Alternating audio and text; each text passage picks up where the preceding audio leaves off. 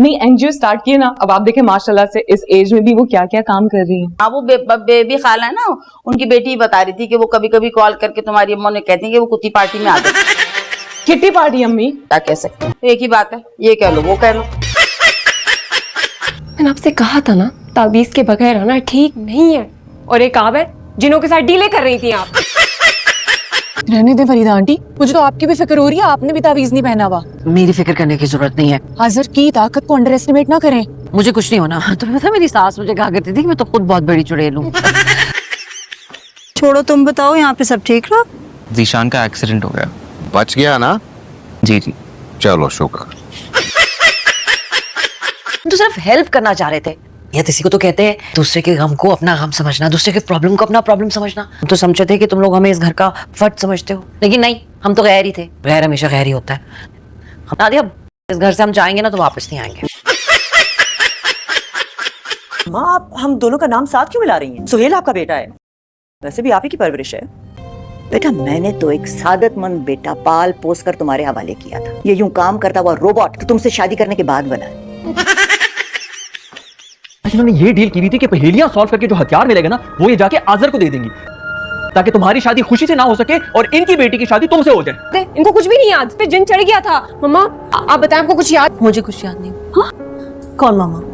कौन हूँ मैं, कहाँ हूँ? तुम्हारा पूरा खानदान पागल है।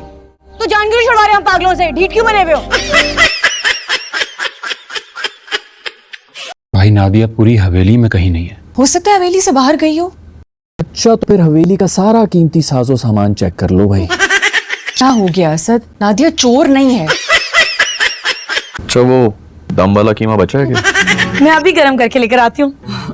यार जरा जाके चेक करो, माइक्रोवेव में गर्म कर रही है या कोई जादू यूज कर रही है। ये हमने तुझे सिखाया है? बदबख्त बेहया। मुझे तो पहले से यकीन था कि मेरा बेटा कभी ऐसी हरकत नहीं कर सकता। हाँ जी, सबसे पहले थप्पड़ आप ही ने मुझे मारा।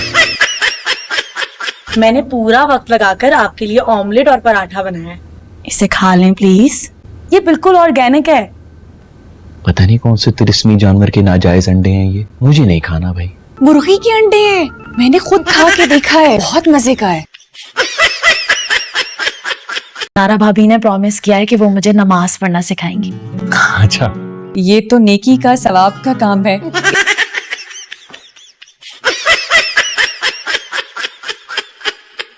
लो नहीं भैंस आग में आ गए सरदार जैसे।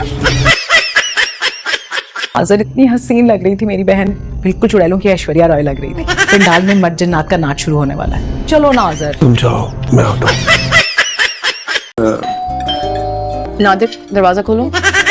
आप चली जाए, मैं खाना खा रहा हूँ। जाओ दरवाजा खोलो। जाओ ना। छोटा बच्चा ना हो। अरे सोएंगे।